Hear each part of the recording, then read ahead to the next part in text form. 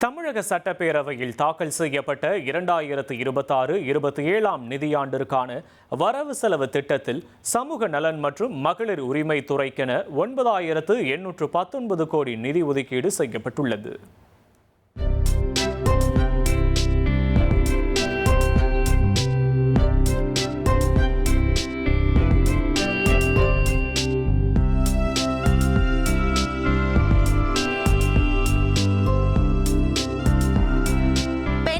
சமூக பொருளாதார மேம்பாடு, மூத்த குடிமக்கள் பராமரிப்பு, திருநங்கைகள் நலன், குழந்தைகளுக்கான ஊட்டச்சத்து மற்றும் சமூக பாதுகாப்பு ஆகியவற்றை முதன்மை நோக்கமாக கொண்டு பல்வேறு புதிய திட்டங்கள் அறிவிக்கப்பட்டுள்ளன.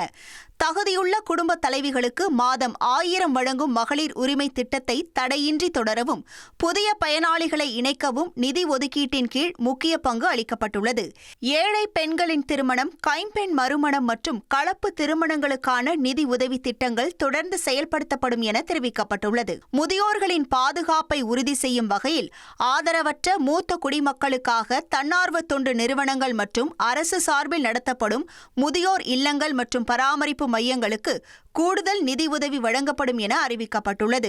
திருநங்கைகளின் சமூக மறுவாழ்வு மற்றும் சுய தொழிலை ஊக்குவிக்கும் பொருட்டு தொழில் முனைவோர் கடன் மானியங்கள் மற்றும் சுய உதவிக்குழுக்கள் அமைப்பதற்கான ஆதரவு விரிவுபடுத்தப்படும் என தெரிவிக்கப்பட்டுள்ளது.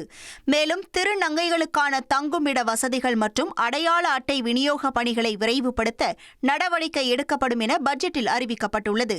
முதலமைச்சரின் பெண் குழந்தைகள் பாதுகாப்பு திட்டத்தின் கீழ் அங்கன்வாடி மையங்கள் மூலம் குழந்தைகள் மற்றும் கர்ப்பிணி பெண்களுக்கு வழங்கப்படும் சத்தான உணவு மற்றும் ஊட்டச்சத்து துணை பொருட்கள் வழங்கும் திட்டங்களுக்கு தேவையான நிதி பங்கீடு செய்யப்படும் என தெரிவிக்கப்பட்டுள்ளது. மேலும் தொழில் முனைவோரை உருவாக்கவும், மகளிர் சுய உதவி குழுக்களுக்கு வங்கிக் கடன் இணைப்பு மற்றும் சுழல் நிதி வழங்கிடவும் ஒருங்கிணைந்த நிதி ஒதுக்கீடு செய்யப்படும் என்றும் கூறப்பட்டுள்ளது. இனி செல்லும் இடமெல்லாம் செய்தி. தந்தி டிவியின் வாட்ஸ்அப் சேனலை ஃபாலோ பண்ணினா செல்ல இருக்கும் இடமெல்லாம் செய்தி. இதோ QR கோட் இப்பவே ஸ்கேன் பண்ணுங்க, ஃபாலோ பண்ணுங்க.